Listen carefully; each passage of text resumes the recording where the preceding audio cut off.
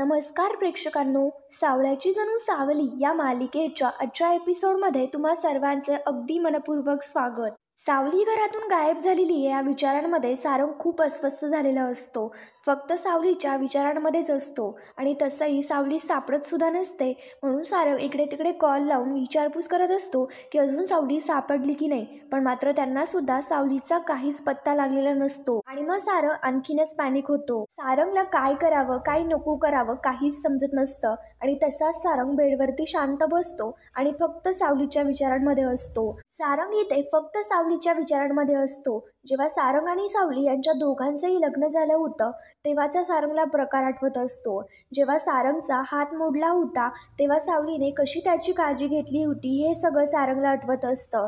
म्हणजे सावलीने ज्या ज्या पद्धतीने सारंगची काळजी घेतली आणि सावली जिथे जिथे सारंगच्या बरोबर होती त्या सर्व काही गोष्टींचा सारंग विचार करत असतो आणि त्याच गोष्टी कुठेतरी सारंगला त्रास देत असतात. सावलीच्या विचाराने सारंग एवढा अस्वस्थ झालेला असतो की त्याला समोरचं काही भान सुद्धा राहिलेलं नसतं आणि सावलीच्या काळजीपोटी सारंगच्या डोळ्यामध्ये टचकन असं पाणी येत असतं. त्याच्यानंतर इकडे दुसरीकडे सावली फक्त रस्त्याने फिरत असते. तिला जसा रस्ता दिसतोय तशीच ती पुढे पुढे जात असते. सावली बिना अन्न पाण्याची अनवाणी पायाने रस्त्याने फक्त फिरत असते. सावलीचा शेवट कुठे हे सुद्धा तिला माहिती नसतं. सावलीला मध्ये मध्ये खोकला येत असतो. तिची तब्येत खराब होत चाललेली असते. सावली रडतच विचार करतच फक्त रस्त्याने फिरत असते. त्याच्यानंतर इकडे दुसरीकडे सावली सापडत नाहीये म्हणून अमृता सुद्धा खूप पॅनिक झालेली असते. तेवढ्यात आता बबलू आणि सोम अमृताकडे येतात. अमृता लगेच विचारते काय झालं, सावली सापडली का? पण मात्र बबलू आणि सोम यांना दोघांनाही सावली कुठेच सापडलेली नसते. ते सांगतात की नाही सापडली सावली कुठेच. अमृता विचारते आणि सारंग गेला होता त्याला सापडली का? सोम सांगतो की सारंग दादाला सुद्धा सावली बहिणी कुठेच सापडली नाही. आता सर्वांना सावलीची खूप काळजी वाटायला लागलेली असते. अमृता विचार करत असते की सावलीची मला खरंच खूप काळजी वाटतेय आणि एकतर या भागातलं तिला काही माहिती सुद्धा नाहीये. बबलू इकडे सांगत असतो सावली बहिणी लहान नाही राहिलेली. तिच्या डोक्यामध्ये थोडासा राग आहे. राग निवळला की येईल ती परत घरी. आपण नको टेन्शन घ्यायला, येईल ती. पण मात्र आता बबलू हे असं फक्त बोलत असतो पण मात्र सावलीचं सगळ्यांनाच टेन्शन आलेलं असतं. सगळेच आता पॉझिटिव्ह थिंकिंग करत असतात की येईल सावली बहिणी आणि आपल्याला सोडून कुठे जाणार आहे ती. सोम आणि बबलू हे सुद्धा सावलीच्या विचारांमध्ये रडत असतात. बबलूला असं रडताना पाहता सोम लगेच त्याला सावरत सांगू लागतो की हे बघ बबलू, रडू नको, शांत हो, येईल ना सावली बहिणी. सोम इथे बबलूला शांत करत त्याला शांत बसवतो आणि बबलू सावलीच्या विचारांमध्ये अस्वस्थ होऊन रडत असल्या कारणामुळे सोम त्याला शांत करत असतो. सोम बबलूला म्हणू लागतो की बबलू रडू नकोस रे, तुझ्याकडे बघूनच तर मी कुठे होप्स ठेवलेत ना. आता जर तूच होप्स जर सोडले तर मी सुद्धा रडे ना. सोम आणि बबलू हे दोघेही आता सावलीच्या विचारांमध्ये रडत असतात. इकडे आता अमृता समोर येते आणि बबलूला सांगू लागते की बबलू अजिबात रडू नको, आपल्या सावलीला काहीच नाही होणार आहे, ती येणार आहे परत. आपल्याला सावली लवकरच सापडेल. त्याच्यानंतर इकडे दुसरीकडे सावली रस्त्याने चाललेली असताना एक माणूस सावलीच्या समोरनं फोनवरती बोलत चाललेला असतो. तो सावलीला धक्का देतो. सावली खाली पडणार तेवढ्यात ती स्वतःला सावरते. म्हणजेच की सावलीच्या पोटामध्ये अन्न पाण्याचा कण देखील नसतो म्हणून सावली खूप अस्वस्थ आणि खूप अशक्त झालेली असते. बबलू रडत इकडे सांगत असतो सावली बहिणी ही सापडलीच पाहिजे, तिच्याशिवाय या घराला थोडंही घर पण नाहीये. ती असली ना तर घर खूप भारी वाटतं. तिला जायचं होतं तर सांगून जायचं ना. तिला म्हणाव की 10 दिवस जायचं, महिनाभर जायचं, हवं तर आम्ही तिला सोडायला आलो असतो. पण अमृता वहिनी असं न सांगता घर सोडून कोणी जातं का हो? आणि बबलू याच टेन्शनमध्ये खूप रडत असतो. इकडे आता सोम सुद्धा रडायला लागलेला असतो. अमृता त्यांना दोघांनाही सावरत सांगत असते तुम्ही दोघेही ना प्लीज शांत व्हा, आपल्या सावलीला ना काहीच होणार नाहीये, सावली लवकरच सापडेल आणि सर्व काही ठीक होईल, तुम्ही दोघेही धीर नका सोडू. अमृता त्यांच्या दोघांनाही सावरण्याचा फक्त प्रयत्न करत असते. आता इकडे अमृता विठ्ठलाला रिक्वेस्ट करत म्हणते की विठ्ठला, मी तुझ्यासमोर हात जोडते रे, आमची सावली जिथे असेल ना तिला सुखरूप ठेव. आणि मग त्याच्यानंतर सावली तर फक्त रस्त्याने जशी वाट दिसते तशी चाललेली असते. त्याच्यानंतर आता इकडे कान्हू आणि एकनाथराव दोघेही विठ्ठलासमोर सावलीसाठी विनंती करत बसलेले असतात, प्रार्थना करत असतात. त्याच्यानंतर एकनाथराव कान्हू हे दोघेही खूप अस्वस्थ असतात. एकनाथरावांना सावलीबरोबर त्यांनी लहानपणापासून ते आत्तापर्यंत घातलेले सर्व काही क्षण अगदी नीटनेटके आठवत असतात. एकनाथराव पांडुरंगासमोर हात जोडत म्हणतात की आमची सावली कुठे आहे र, तिला लवकरात लवकर आमच्याकडे परत आण. एकनाथराव म्हणत असतात की माझ्या लेकीचा सांभाळ कर. इकडे सावली रस्त्याने चाललेली असते. सावलीच्या बोटामध्ये काहीच नसतं, त्याच्यामुळे तिला खूप त्रास होत असतो. इकडे सारंग सुद्धा शांतपणे झोपलेला असतो, पण मात्र तो सावलीच्या विचारांमध्येच असतो.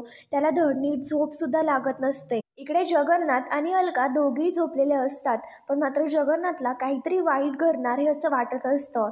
त्याच्यामुळे जगन्नाथला सुद्धा झोप लागत नसते. सावली इकडे चाललेली असते, पण मात्र तिच्या पोटामध्ये काहीही नसल्यामुळे तिला चक्कर येत असते. तिला भिंगत असल्यामुळे तिला चालता सुद्धा येत नसतं. तिचे डोळे तसेच बंद होत असतात. त्याच्यानंतर इकडे सावलीच्या मागणं तेवढ्यात एक ट्रक येत असतो आणि तो ट्रक आता सावलीला उडवून देणार असतो. त्याची चाहूल त्यांना इकडेच लागलेली असते. इथे आता कान्हो आणि एकनाथराव दोघेही विठ्ठलासमोर बसलेले असताना विठ्ठलासमोरचे दिवे फडफड करत असतात आणि त्यांना समजतं की काहीतरी वाईट संकटाची चाहूल आहे.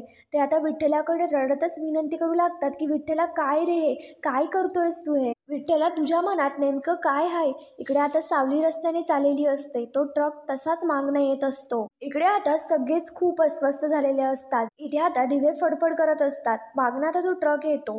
त्या ट्रकच्या आवाजामुळे सावलीला त्रास होऊ लागतो. सावली जोरात कान दाबते, पण मात्र त्या ट्रकमध्ये 2 माणसं बसलेली असतात. त्यांना सावली पुढे अंधारामध्ये दिसतच नाही. सावली तेवढ्यात मागे तोंड करते. सावली इकडे बाजूला सरकणार तेवढ्यात तो ट्रक सावलीला धडक देतो. सावली आता तशीच खाली पडते. तो ट्रक जसा की इकडे आता सावलीला धडक देतो. जगन्नाथ सावलीला मोठ्याने आवाज देतो आणि डचकून उठतो. सारंग सुद्धा सावलीला आवाज देत डचकून उठतो. इकडे आता दिवे फडफड करत असतात. एकनाथराव आणि कान्हो हे दोघेही खूप रडत असतात, अस्वस्थ झालेले असतात आणि विठ्ठलाला म्हणत असतात की विठ्ठला काय तुझ्या मनात, तुझी मर्जी अशी आमच्यावरती लादू नकोस रे. सावलीचा ॲक्सिडेंट झालेला पाहता ते ट्रकमधले लोक घाबरतात. मग नेमकं आता काय झालं हे पाहण्यासाठी ते दोघेही गाडीच्या खाली उतरतात. पाहतात तर सावलीच्या डोक्याला मार लागलेला असतो, रक्त येत असतं आणि ते दोघेही आता खूप घाबरून जातात. इकडे सारंग सुद्धा झोपेतून डचकून उठलेला असतो आणि मग त्याला सुद्धा विठ्ठल काहीतरी सांगण्याचा प्रयत्न करत असतो की हेच की सावलीचा ॲक्सिडेंट झालाय म्हणून. रूममध्ये असलेले दिवे फडफड करू लागतात, लागझूक करत असतात आणि सारंग तर सुद्धा खूप घाबरून जातो. त्याच्यानंतर आता ते टेम्पोमधले लोक असं ठरवतात की तिकडनं पळून जायचं, पण मात्र एक माणूस म्हणतो की वत्सात ऐका माझं, पुढे चेक पोस्ट आहे, जर असं हे सगळं समजलं ना तर आपले 12 वाजतील. ते दोघेही आता खूप घाबरून गेलेले असतात. त्यांना काय करावं काय नको करावं काहीच समजत नसतं. ते विचार करू लागतात की आता नेमकं हिचं करायचं तरी काय. इकडे जगन्नाथ सावलीच्या नावाने ओरडून उठलेला असतो. अलका सुद्धा उठते आणि जगन्नाथला सावरत विचारू लागते की अहो काय झालं, तुम्ही एवढे पॅनिक का झालेला आहात, तुम्हाला काही वाईट स्वप्न पडलं का?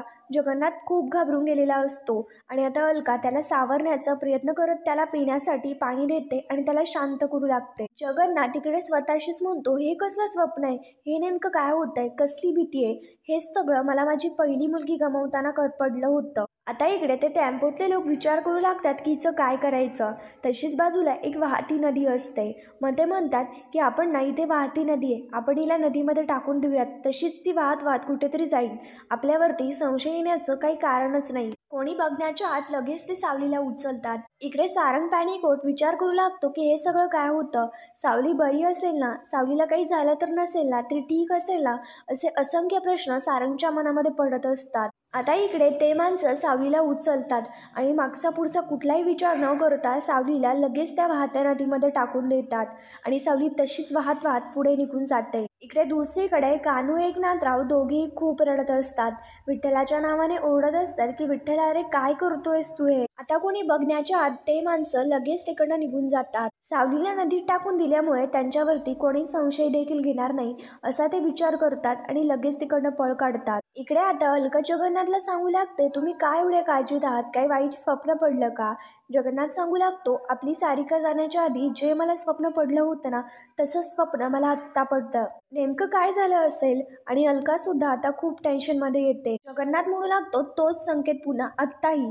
आता अलका सांगू लागते काळजी करू नका, आपल्या साऊला काहीही होणार नाहीये. जगन्नाथ सावलीच्या विचारांमध्ये खूप पॅनिक झालेला असतो आणि अलका त्याला शांत करण्याचा प्रयत्न करत असते. सारंग इकडे खूप घाबरून गेलेला असतो. त्याला काय करावं काहीच समजत नसतं. सारंग आपला मोबाईल आपल्या हातामध्ये घेतो, मात्र घाबरल्यामुळे मोबाईल सुद्धा खाली पडून जातो. सारंगला काय करावं काहीच कळत नसतं. सारंग स्वतःला शांत करण्यासाठी पाणी पितो आणि शांत होण्याचा प्रयत्न करत असतो. सावलीच्या काळजीपोटी सारंग खूप पॅनिक झालेला असतो आणि सावलीला सांगू लागतो की सावली, तू जिथे कुठे असशील ना, तिथे फक्त स्वतःला सांभाळ, नाहीतर आयुष्यामध्ये मी कधीच स्वतःला माफ नाही करू शकणार. त्याच्यानंतर आता दुसऱ्या दिवशी सकाळी जगन्नाथ सावलीला फोन लावण्याचा प्रयत्न करत असतो, पण मात्र सावलीचा फोनच लागत नसतो. जगन्नाथ रात्रीच्या स्वप्नाला घेऊन खूप टेन्शनमध्ये आलेला असतो. तेवढ्यात लगेच तिथे अलका येते आणि जगन्नाथची काळजी पाहता त्याला सावरण्याचा प्रयत्न करत असते. अलका विचारते, लागला का फोन? हे बघा, तुम्ही काळजी करू नका, आपल्या साऊचं काहीही वाईट होणार नाहीये.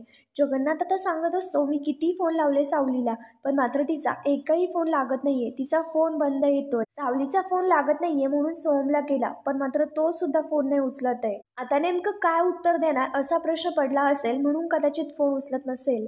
अलका आता सांगत असते, हे बघा, सगळं काही नीट होईल, आपला काहीतरी सावलीशी संपर्क नक्कीच होईल, फक्त तुम्ही शांत राहा. जगन्नाथ आता म्हणू लागतो, शांत तर मला राहावंच लागणार आहे, त्याच्याशिवाय माझ्याकडे दुसरा पर्याय सुद्धा नाहीये. सध्या सावलीच्या आयुष्यामध्ये खूप संकट येत आहेत आणि खूप संकट येणार आहेत, आणि मला जे संकेत मिळत आहेत ना, त्याच्यामुळे माझी भीती तर अजूनच वाढतीये. या संकटामध्ये साधं सुद्धा नाही तर जीव जाण्याचा सुद्धा भय आहे. आता हे ऐकल्यानंतर अलका तर खूप घाबरते आणि जगन्नाथकडे डोळे मोठे करत पाहू लागते. तेवढ्यात जगन्नाथच्या मोबाईलवरती भैरवी वाजेचा फोन येतो. आता ते पाहता जगन्नाथ फोन उचलतो आणि तो आधीच खूप टेन्शनमध्ये असतो आणि तो भैरवीवरती चिडत म्हणतो, सकाळी सकाळी भिक्या मागण्यासाठी दुसऱ्याला फोन करा, आमच्या मोबाईलवरती नाही लावायचा. याच्यावरती भैरवी उत्तर देते की तुला सुद्धा असा माझा अपमान करून पोट भरणार असेल ना, तर देव करो आणि तो असाच राहो. आणि आता मुकाट्याने मला सांगायचं की तू सावलीला कुठे गायब केलंयस. भैरवीला असं वाटत असतं की ताराची खूप मोठी संगीत कॉम्पिटिशन आहे आणि तारा पुढे जाऊ नये म्हणूनच जगन्नाथने असं केलंय. आता तू मुकाट्याने मला सांगून टाक की तू सावलीला कुठे गायब केलंयस. जगन्नाथ शांतपणे भैरवीचं सगळं काही बोलणं ऐकून घेत असतो, पण मात्र जगन्नाथला सावली कुठे हे काहीच माहिती नसतं. भैरवी इकडे जगन्नाथला धमकी देत म्हणते, सावली कुठे हे मला मुकाट्याने सांग, नाहीतर तुझा खेळ खलास झालाच म्हणून समज. जगन्नाथ आता सांगू लागतो, दुसऱ्याच्या जीवावरती जगणारी परजीवी, झाला का तुझ्या या फालतू धमक्या देऊन? आता ना गपचूप फोन ठेवायचा. आणि जगन्नाथ लगेच रागात फोन कट करून टाकतो. भैरवी आता इकडे स्वतःशीच म्हणू लागते, सावली हरवली हे कळल्यानंतर हा जगन्नाथ तिचा सख्खा बाप आहे असं म्हटल्यासारखं काळजीत का पडलाय. याचा अर्थ असा की सावली कुठे हे त्याला माहिती नाहीये आणि म्हणूनच हा एवढा टेन्शन मध्ये आलाय का? याच्या आवाजावरनं तर तसंच वाटतंय. आता याला माहिती नाहीये सावली कुठे, मग सावली नक्की आहे तरी कुठे? आणि भैरवीला सुद्धा प्रश्न पडलेला असतो की नक्की सावली कुठे. त्याच्यानंतर इकडे दुसरीकडे अलका जगन्नाथला विचारते की काय झालं.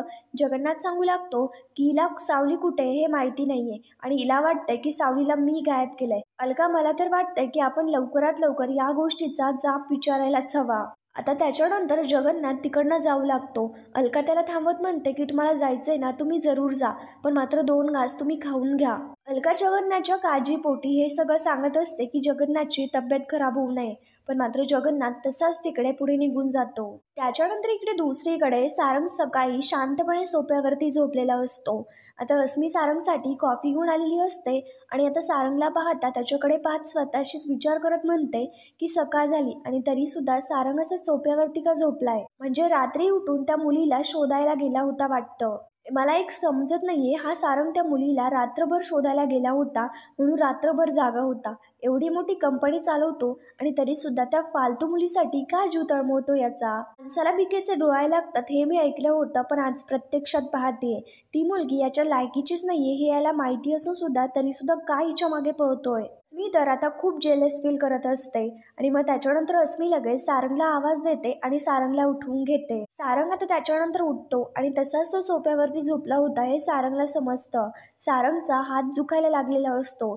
अस्मी आता सारंगच्या बाजूला बसते आणि त्याला म्हणू लागते की थोडीशी कॉफी घे म्हणजे तुला बरं वाटेल. हे बघ सारंग, जशी वाईट वेळ येते ना तशीच ती वाईट वेळ निघून सुद्धा जाते आणि मुळात आपण ते जर करायला लागलो तर काहीच घडत नाही. अशी काळजी करायला माणूस फ्रेश असला पाहिजे ना. सारंग, तू थोडीशी कॉफी घे आणि खाण्यापिण्याकडे अजिबात दुर्लक्ष करू नको.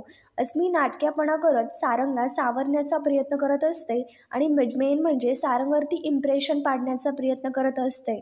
पण अस्मी जे काही करते त्याच्यावरती सारंगला तर काहीच फरक पडत नसतो. इथे सारंग फ्रेश होण्यासाठी लगेच तिकडनं निघून जातो. त्याच्यानंतर इकडे दुसरीकडे तिलोत्तमा, नील, राजकुमार, बाबा हे सगळेच हॉलमध्ये बसलेले असतात आणि ते कामाबद्दल बोलत असतात. आणि मग त्याच्यानंतर तेवढ्यात लगेच तिथे जगन्नाथ येतो.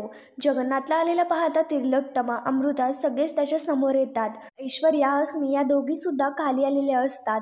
आणि मग त्याच्यानंतर जगन्नाथला असं आलेलं पाहता तिलोत्तमा विचारते, तू आणि इथे परत कसं काय आलास? कमाल आहे बाबा तुझी. तुझा वेळ नाही जात का रे, की मेंदळे कुटुंबाचं नाव घेतल्याशिवाय तुझं पोटच भरत नाही? जगन्नाथ आता खूप चिडलेला असतो आणि त्यांना म्हणू लागतो की मला इथे एक क्षण सुद्धा थांबायची इच्छा नाहीये, पण मात्र माझ्याकडे दुसरा पर्याय नाही ना, म्हणून मी आलोय. माझ्या फक्त एका प्रश्नाचं उत्तर दे, मी लगेच इकडनं निघून जातो. सगळे शांतपणे जगन्नाथकडे पाहत असतात. तिलोत्तमा म्हणते, बोल काय प्रश्न आहे तुझा? आणि जगन्नाथ विचारतो की माझी पोरगी कुठे आहे? आता याच्यानंतर तिलोत्तमा काहीच उत्तर देत नाही आणि आता इकडे जगन्नाथला म्हणू लागते, तू असशील रे रिकाम टेकडा, पण माझ्याकडे तुझ्याशी बोलायला सुद्धा थोडाही वेळ नाहीये. माझ्याकडे असा थोडाही वेळ नाहीये की असं दारोदारी जाऊन विचारायला की ही कुठे ती कुठे. मला नाही माहिती सावली कुठे. जा तू आता इकडनं माझ्यावरती. आता जगन्नाथ सांगू लागतो की हे बघा तिलोत्तमा मेंदळे, मी तुम्हाला नीट प्रश्न विचारतोय ना, मला नीटच उत्तर हवंय, नाहीतर माझा ताबा सुटणार. तिलोत्तमा आणि जगन्नाथ यांच्या दोघांमध्येही वाद सुरू होतात. बाबा, राजकुमार सर्व शांतपणे ते सगळं ऐकत असतात. अस्मी तर जगन्नाथला घाबरून तशीच इकडे वरती थांबून घेतलेलं असतं. अमृता, ऐश्वर्या या दोघीही शांतच असतात. याच्यावरती राजकुमार लगेच जगन्नाथला बोलतो की तू माझ्या आईला धमकी देतोयस? तर जगन्नाथ सुद्धा लगेच सांगतो की हो देतोय मी धमकी. त्याच्यानंतर नील इकडे जगन्नाथ समोर येतो आणि जगन्नाथच्या डोळ्यात डोळे घालून म्हणतो की हे जगन्नाथ, तुझी एवढी हिंमत की आमच्याच घरामध्ये येऊन आमच्या आईला धमकी देतोयस? आताच्या आता बाहेर हो. इकडे आता जगन्नाथ म्हणू लागतो, मी तुम्हाला आधीच सांगितलंय की माझी पोरगी हरवली आहे. मला त्याची कानोकान सुद्धा खबर नाहीये, कुठे गेलीये काय हे मला काहीच माहिती नाहीये. मला ना आत्ताच्या आत्ता त्याची सगळी माहिती हवी आहे. मी माझ्या रागावरती ताबा ठेवलाय आणि मग ज्याच्यानंतर जे काय होईल ना, त्याचे परिणाम तुम्हा सगळ्यांना भोगावे लागतील. जगन्नाथच्या या बोलण्यामुळे सगळेच घाबरून गेलेले असतात. कोणाला काय करावं काहीच समजत नसतं आणि सगळे शांत असतात. तर मग मित्रांनो, पुढील भागामध्ये आपल्याला पाहायला मिळणार आहे, अस्मी इकडे जगन्नाथशी बोलू लागते आणि जगन्नाथला सांगते की तुला नाही माहिती का सावली कुठे गेली आहे? सावलीने तिच्या सगळ्या गुन्ह्यांची कबुली केली आहे आणि घर सोडून ती इकडनं निघून गेली आहे. जगन्नाथ आता स्पष्टपणे धमकी देत सांगतो की माझी सावली घर सोडून जाण्यामागे एकही मेंदळे माणूस जर जबाबदार असेल ना, तर मी बघा तुमचं काय करतो. आणि जगन्नाथ तिकडनं लगेच निघून जातो. इकडे दुसरीकडे एकनाथराव मेंदळेच्या विरोधामध्ये सावली हरवली अशी कंप्लेंट करायला जातो. आणि मग त्याच्यानंतर देवा तिथे पोलीस स्टेशनमध्ये असतो. सावलीचा फोटो पाहता देवाला सुद्धा खूप टेन्शन येतं. आणि मग याच्यानंतर इकडे तिलोत्तमा खूप खुश असते आणि सारंग म्हणतो की तू सावली गेल्यामुळे खुश आहेस का? तर तिलोत्तमा सांगते की हो, तुला जर असं वाटत असेल ना ती मुलगी या घरातून गेल्यामुळे मी खुश आहे, तर आहे मी खुश. आणि मग आता सारंग सुद्धा शांत झालेला असतो. त्याच्यानंतर इकडे सावली शांतपणे एका जंगलामध्ये पडलेली असताना दोन माणसं तिथे येतात आणि ते सावलीला पाहतात. आता विचार करू लागतात की मुलगी पडल्यासारखं काहीतरी दिसतंय, कोण असेल? मग मित्रांनो, आता नेमकं सावलीच्या बाबतीमध्ये काय होणार?